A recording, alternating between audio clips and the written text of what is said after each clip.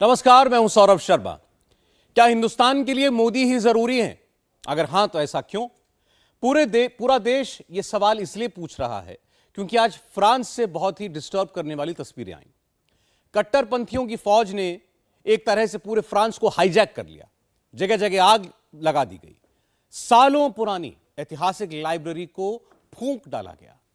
Police को पीटा गया, पब्लिक को पीटा गया, मॉल को लूटा गया, छोटे छोटे दुकानदारों को लूटा गया। फ्रांस की भयावह तस्वीरें देखकर लोग पूछने लगे हैं कि क्या कहीं ऐसा भारत में तो नहीं होगा कभी? जवाब है नहीं, क्योंकि हिंदुस्तान में मोदी है। वर्ल्ड लीडर्स भी मानते हैं कि मोदी संभाल लेंगे, कुछ नहीं होने देंगे। आपसे बस थोड़ी देर पहले ही नरेंद्र मोदी को रूस के राष्ट्रपति का भी फोन आया। पुतिन ने मोदी से क्या बात की, मोदी ने क्या जवाब दिया, देश के अंदर मोदी के विरोधियों ने क्या फैलाया, दुनिया में फैली अशांति और घर के अंदर मौजूद अशांत दुश्मनों से लड़ने के लिए प्रधानमंत्री का शक्ति संतुलन कैसा है, समझते हैं एक रिपोर्ट से। हिंदुस्तान के लिए मोदी क्यों जरूरी है? क्यों मोदी की लीडरशिप ही मैटर करती है? आप नई दिल्ली को पेरिस बनने देना चाहते हैं क्या? इस वक्त जो कुछ भी फ्रांस में हो रहा है, क्या आप कभी यह चाहेंगे कि बिल्कुल वैसा ही भयावह दृश्य भारत में दिखाई दे? फ्रांस में आखिरकार ऐसा क्या हो रहा है, क्यों हो रहा है? पहले इसका जवाब आपको देते हैं। कट्टरपंथी हिंसा की आग में जलते, सुलगते, धधकते फ्रांस की तस्वीरें देख लीजिए।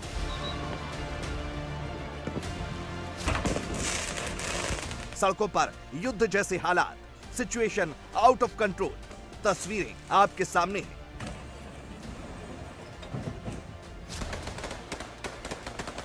इधर पुलिस, उधर कट्टरपंथियों की पूरी फौज और दनादन बरसती गोलियां।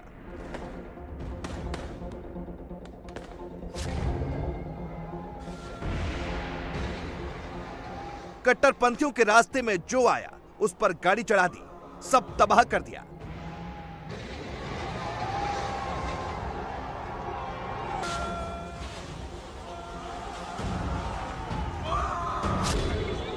धार्मिक नारे लगाते हुए घरों को फूंका, सरकारी ऑफिस को लूटा, किसी को नहीं छोड़ा। फ्रांस को सुलगाने वाले वो कट्टरपंथी हैं जो उस देश में शरणार्थी बनकर आए थे, लेकिन उस मुल्क को ही आग के हवाले कर दिया। फ्रांस में जो हुआ वो बिल्कुल कू जैसा था। ये मिलिट्री कू नहीं, कट्टरपंथियों का कू था। आग लगाने वाले वो हैं जो कट्टर हैं, रेडिकल सोच रखते हैं।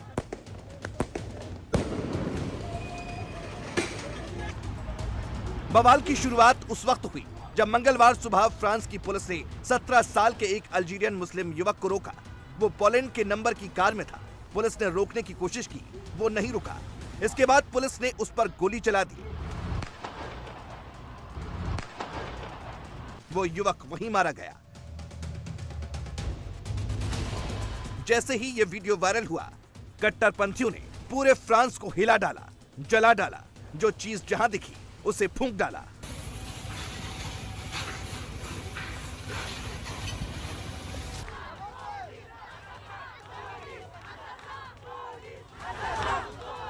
शुरुआत हजारों की भीड़ के साथ प्रोटेस्ट से हुई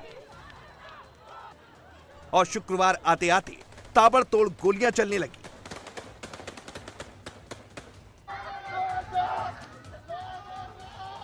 कट्टरपंथियों की हिंसक भीड़ ने धार्मिक नारे लगाते हुए सिर्फ पब्लिक प्रॉपर्टी नहीं जलाई, बड़ी संख्या में दुकानें तक लूट ली। लूट का वीडियो भी आपके सामने है।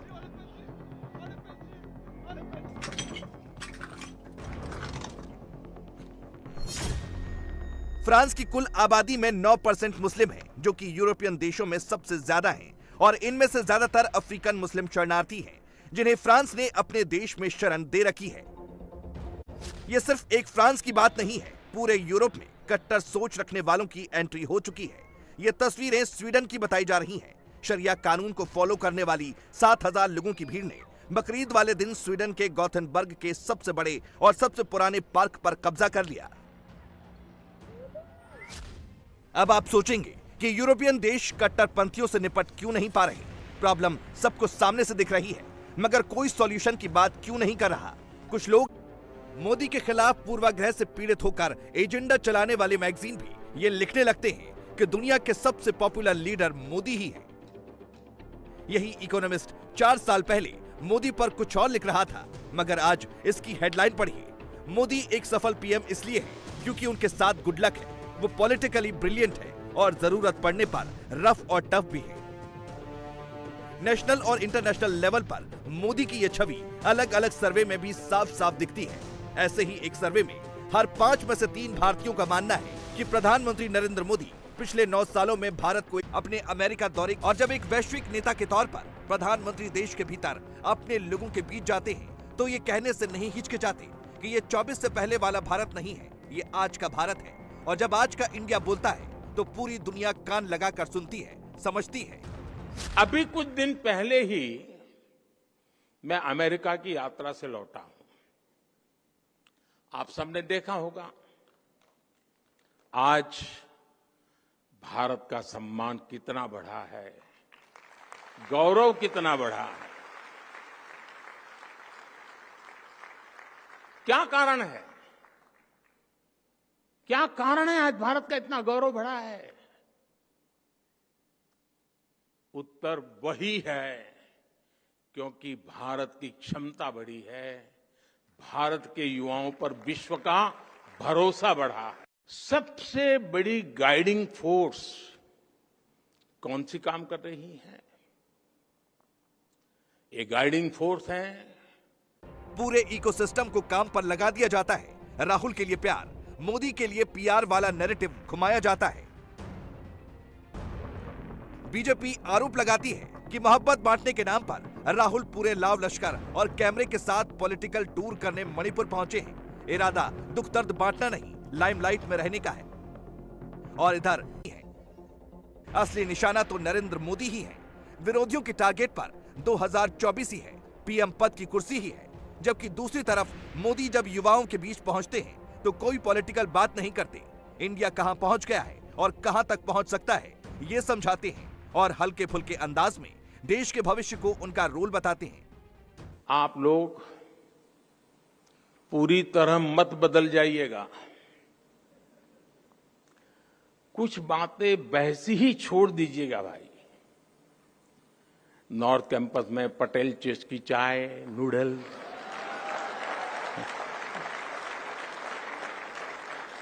साउथ कैंपस में चाणक्य आज के मोमोज, इनका टेस्ट न बदल जाए ये भी आपको इंश्योर करना होगा। साथियों, जब हम अपने जीवन में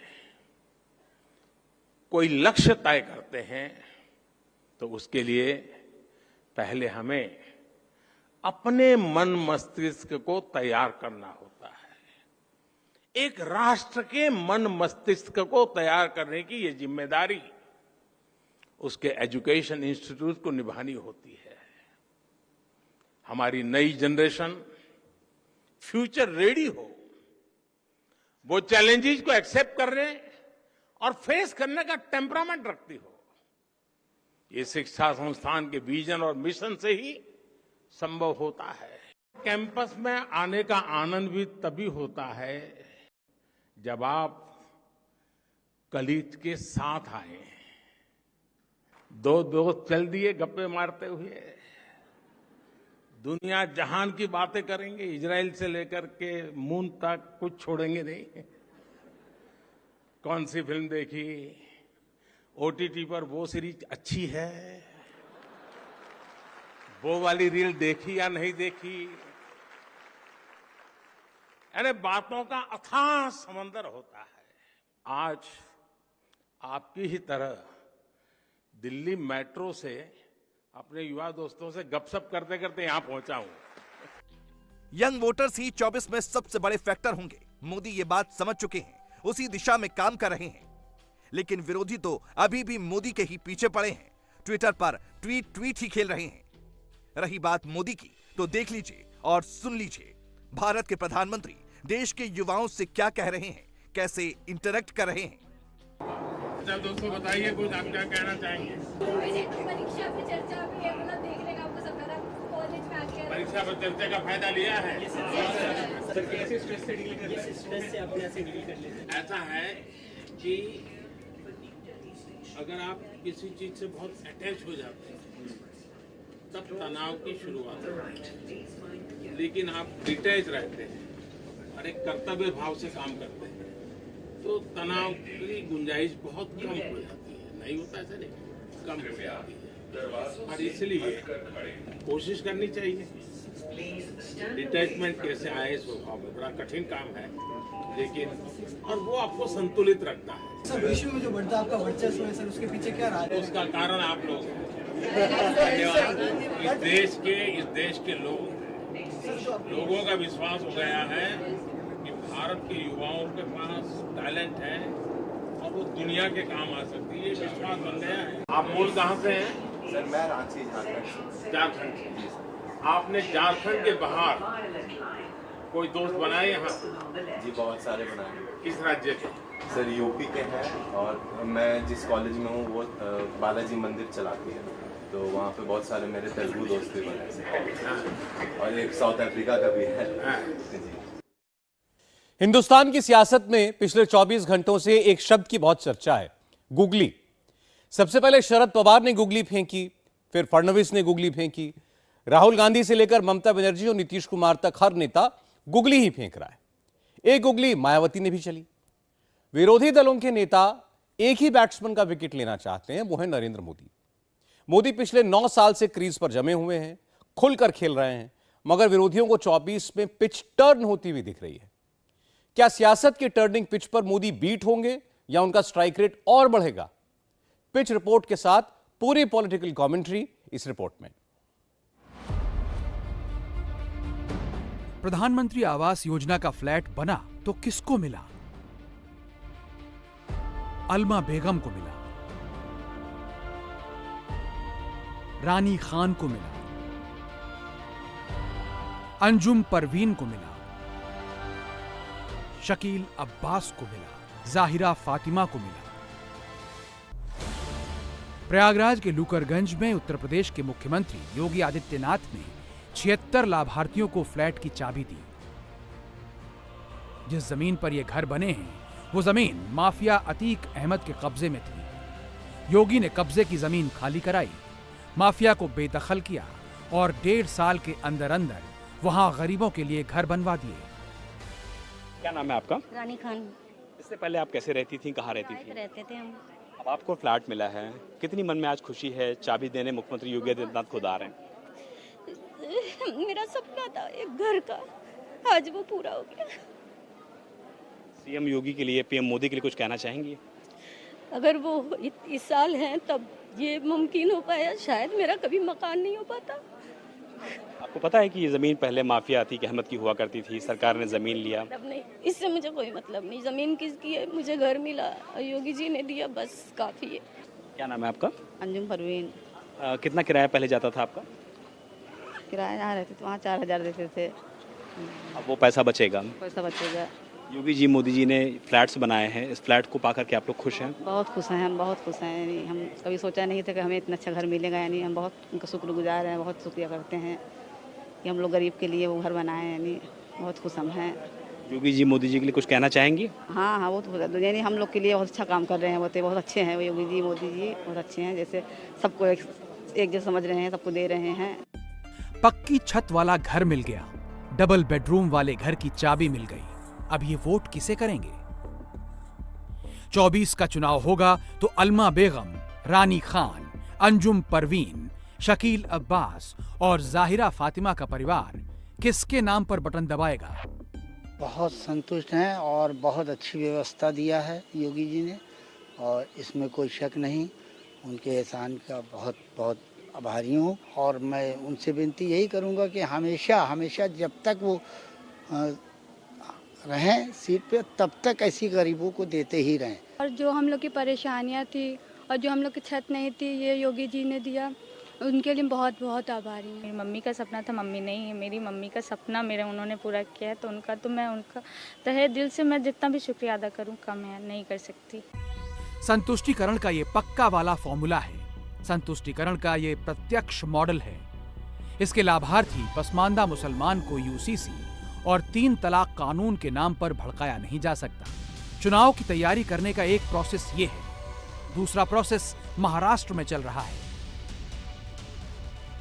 मणिपुर में चल रहा है, यूपी के ही लखनऊ में भी चल रहा है। मोदी को हटाने के लिए कौन गुगली फेंक रहा है? मोदी को हटाने के लिए कितने गुगली फेंक दिए गए? महाराष्ट्र में शिंदे और फडणवीस की जोड़ी तोड़ने के लिए शरद पवार गुगली फेंक रहे हैं। मुझे बहुत खुशी है, कम से कम सच पवार साहब के मुंह पे मैंने लाया, लेकिन ये भी आधा सच है। बचा हुआ सच भी जल्दी ही बाहर लाऊंगा। मैं भी गुगली फेंकूंगा और बचा हुआ सच बाहर आएगा। मणिपुर में मुख्यमंत्री एन बीरेन सिंह का विकेट गिराने के लिए राहुल गांधी गुगली फेंक रहे हैं। ये यहाँ मैं कोई राजनीतिक स्टेटमेंट करने नहीं आया हूँ, मैं इन चीजों पे कमेंट नहीं करूंगा। मैं सिर्फ चाहता हूँ कि यहाँ पे जल्दी से जल्दी शांति आए। धन्यवाद। यूपी में मुस्लिम वोट को हाथी पर बिठाने के लिए मायावती मुस्लिम आरक्षण की गुगली फेंक रही हैं। मुस्लिम आरक्षण ऐसा सब्जेक्ट है जिस पर बीजेपी कभी राजी नहीं होगी। प्रैक्टिकल अप्रोच भले ही अलग हो, थियरी में मोदी की पार्टी मुस्लिम आरक्षण को ना ही बोलेगी। तो क्या तुष्टीकरण की गुगली से संतुष्टीकरण फेल हो जाएगा? सियासी गुगली से विकेट किसी का भी गिरे, क्या नुकसान नरेंद्र मोदी का है या मोदी गुगली पर भी 6 मारेंगे? सबसे पहले उस राज्य से शुरू करते हैं जहां की सियासी पिच पर तुष्टीकरण वाली गेंद सबसे ज्यादा टर्न करती है, उत्तर प्रदेश। MDH, मुस्लिम, दलित, हिंदू। उत्तर प्रदेश में नए समीकरण की चर्चा है। करीब 4 साल बाद मायावती यूपी पॉलिटिक्स के सेंटर स्टेज पर आई हैं। मायावती का MDH कार्ड मोदी को गद्दी से उतारने के लिए है या मोदी को तीसरी बार गद्दी पर बिठाने के लिए? मायावती ने मुस्लिम आरक्षण की डिमांड करके अपने लिए लोकसभा की सीटें रिजर्व कराने की सोची है। मायावती ने बैक टू बैक 2 ट्वीट किए।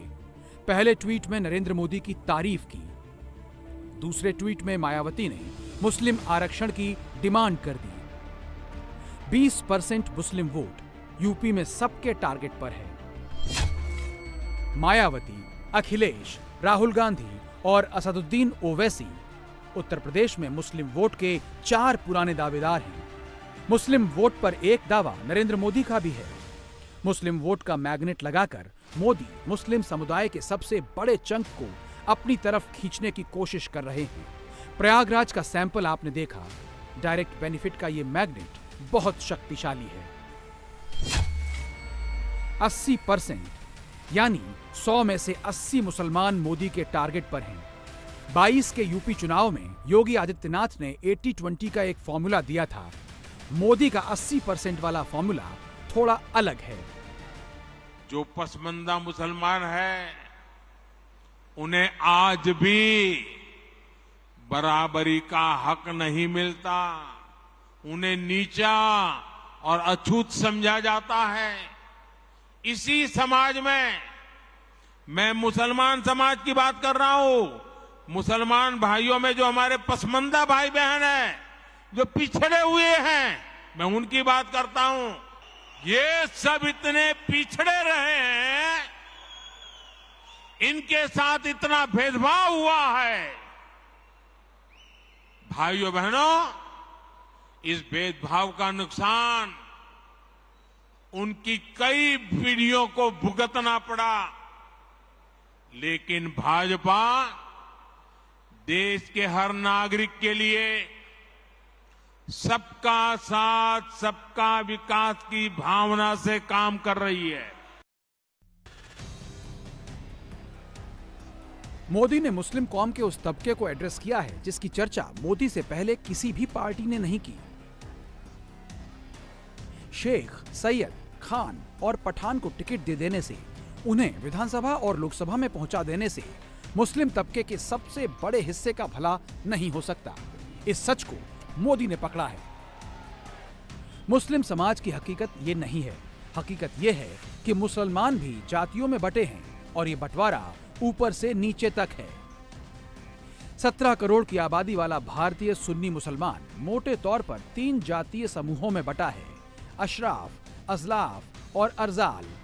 एकदम आसान भाषा में समझाएं तो अशराफ मतलब अगड़े मुसलमान, अजलाफ मतलब पिछड़े मुसलमान और अर्जाल मतलब दलित मुसलमान। अजलाफ और अर्जाल को मिलाकर जो ग्रुप बनता है उसे कहते हैं पसमानदा मुसलमान। 80 से 85% सुन्नी मुसलमान पिछड़े और दलित वर्ग यानी पसमानदा समुदाय से ताल्लुक रखते हैं। मोदी उन्हीं की बात करते हैं। वैसे तो देश के सभी राज्यों में जहां भी मुसलमान हैं, हर जगह पसमानदा हैं, लेकिन 5 राज्यों यूपी, बिहार, झारखंड, बंगाल और असम में इनकी संख्या ज्यादा है। यूपी में 19%, बिहार में 17%, बंगाल में 27%, झारखंड में 15% और असम में 34% मुसलमान हैं। इनमें 80 से 85% पसमानदा हैं। इन 5 राज्यों में लोकसभा की 190 सीटें हैं। हिंदुस्तान में 14 से 15 करोड़ पसमानदा मुसलमान हैं। इनमें से 10 से 15% पसमानदा ने भी अगर मोदी को वोट देना शुरू कर दिया तो 24 में 19 से भी ज्यादा भगवा भगवा हो सकता है। पॉलिटिकल एक्सपर्ट्स आपको यही बताते हैं कि मुसलमान चाहे किसी को भी वोट दे दें, लेकिन मोदी की पार्टी को वोट नहीं दे सकते। ये नैरेटिव ही गलत है। बहुत कम ही सही, लेकिन मुसलमान मोदी को वोट देने लगे हैं। सीएसडीएस की रिपोर्ट के मुताबिक 2004 के लोकसभा चुनाव में 7% मुसलमानों ने बीजेपी को वोट दिया था। 2009 में 4% मुसलमानों ने बीजेपी के फेवर में वोट दिया, जबकि 2014 में 8% मुसलमानों ने बीजेपी के लिए बटन दबाया।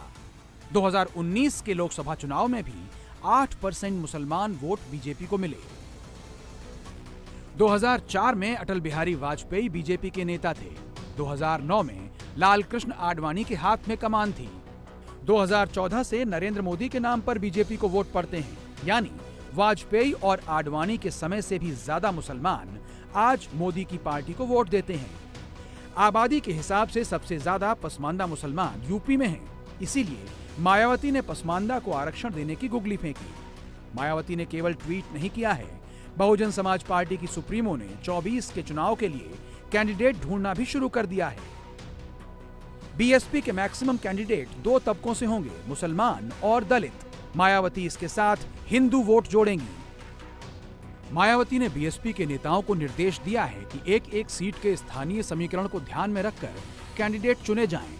उम्मीदवार गैर विवादित हो, साफ सुथरी छवि वाला हो और पढ़ा लिखा हो। वो अपराधी प्रवृत्ति का ना हो और हिस्ट्री शीटर तो बिल्कुल ना हो। मायावती का इक्वेशन सिंपल है। यूपी में करीब 22% दलित वोटर हैं। इनमें से 11% अकेले जाटव हैं। यूपी में लोकसभा की 17 सीटें शेड्यूल कास्ट के लिए रिजर्व हैं। एम और डी का समीकरण सही बैठ गया और उसमें कुछ upper caste Hindu vote add हो गए तो मायावती की बीएसपी अखिलेश यादव की एसपी से बहुत आगे निकल जाएगी। लेकिन एसपी, बीएसपी और कांग्रेस के झगड़े में अगर मुस्लिम वोट बट गए तो मोदी की पार्टी यूपी में 80 की 80 सीटों पर लीड ले लेगी। याद करिए, ये वही प्रदेश है जहां 2017 के पहले गरीबों की भूमि पर, व्यापारियों की भूमि पर, सरकारी भूमि पर कोई भी माफिया, कोई भी दबंग आकर के कब्जा कर लेता था, गरीब देखता रहता था। लेकिन अब उन्हीं माफिया और दबंगों से छुड़ाई गई भूमि पर गरीबों के लिए आशियाना बन रहे हैं, अच्छे भवन बन रहे हैं। यूपी से सटा उत्तराखंड इन दिनों नेशनल हेडलाइन में है तो वजह एक ही है, uniform civil code. Uttarakhand UCC पर कानून बनाने वाला पहला राज्य बनने वाला है। चर्चा शुरू हो चुकी है। 5 अगस्त की एक टेंटेटिव डेट भी आ गई है। एक्सपर्ट कमेटी के पैनल ने यूसीसी कानून का ड्राफ्ट तैयार कर लिया है। 20,000 लोगों से मुलाकात और 2 लाख लोगों की राय लेने के बाद ड्राफ्ट तैयार हुआ है। अब ये ड्राफ्ट धामी सरकार को सौंपा जाएगा। सूत्रों के मुताबिक यूसीसी के ड्राफ्ट में शादी की न्यूनतम उम्र बढ़ाने, बहुविवाह पर रोक लगाने और संपत्ति में बेटियों को बराबर का हक देने जैसे प्रावधान हैं। यूनिफॉर्म सिविल कोड बीजेपी के 3 बुनियादी वादों में से एक है। 370 और राम मंदिर का वादा पूरा हो चुका है। यूसीसी आने वाला है। अब आपको ले चलते हैं राजस्थान। वो राज्य जहां बीजेपी 100% के स्ट्राइक रेट पर चल रही है। राजस्थान का सियासी मिजाज यूपी बिहार से अलग है। वहां ध्रुवीकरण उस तरह से नहीं होता जैसे यूपी में होता है। राजस्थान में अगले 9 महीने में 2 चुनाव हैं। पहली बार राजस्थान चुनाव में भी हिंदू मुसलमान हो रहा है। होम मिनिस्टर अमित शाह ने उदयपुर में पब्लिक मीटिंग की। मौका मोदी सरकार के 9 साल पूरे होने का था, मगर अमित शाह ने कन्हैयालाल मर्डर केस का जिक्र छेड़ दिया। आपको पहले शर्म आनी चाहिए। माताओं, भाइयों, बहनों, बताओ कन्हैयालाल को सुरक्षा किसने नहीं दी? मर गया तब तक किसकी पुलिस चुप रही? अरे आप तो पकड़ना भी नहीं चाहते थे, एनआईए ने पकड़ा। और झूठ मत बोलो गहलोत जी, चार्जशीट नहीं हुई है। मैं डंके की चोट पर कहता हूं 22 दिसंबर 2022 को चार्जशीट हो चुका है। स्पेशल कोर्ट बनाने का काम आपका है, जिससे जल्द सजा दी जाए। राजस्थान सरकार हाई कोर्ट को भरोसे में लेकर स्पेशल कोर्ट नहीं बनाती है, न तो आज तक कन्हैयालाल के दोषियों को फांसी पर लटका चुके होते। मित्रों, लटका चुके। विरोधी पार्टियों के नेता अक्सर ये कह देते हैं कि बीजेपी सिर्फ बांटने वाले काम करती है। यूसीसी भी उन्हें बांटने वाला लगता है। पसमानदा का जिक्र कर देने से वो नाराज हो जाते हैं और कन्हैयालाल मर्डर केस की बातें होने पर अपने कान बंद कर लेते हैं। लेकिन किसी सच को नकार देने से सच बदल नहीं जाता। सच तो सच ही रहेगा। देश भर में मानसून ने कहर बरपा रखा है। दक्षिण से लेकर उत्तर तक और पूरब से लेकर पश्चिम तक रिकॉर्ड तोड़ बारिश हो रही है। पिछले 2 दिनों से हो रही बारिश ने लोगों का जीना मुहाल कर दिया है। नदी नाले उफान पर हैं, शहर दरिया में तब्दील हो चुके हैं, पहाड़ टूट टूट कर गिरने लगे हैं और अब तो ये बारिश लोगों की जान भी लेने लगी है। लेकिन इस बारिश से अभी निजात नहीं मिलने वाली है। जून से शुरू हुआ बारिश का ये दौर जुलाई में भी इसी तरह जारी रहने वाला है।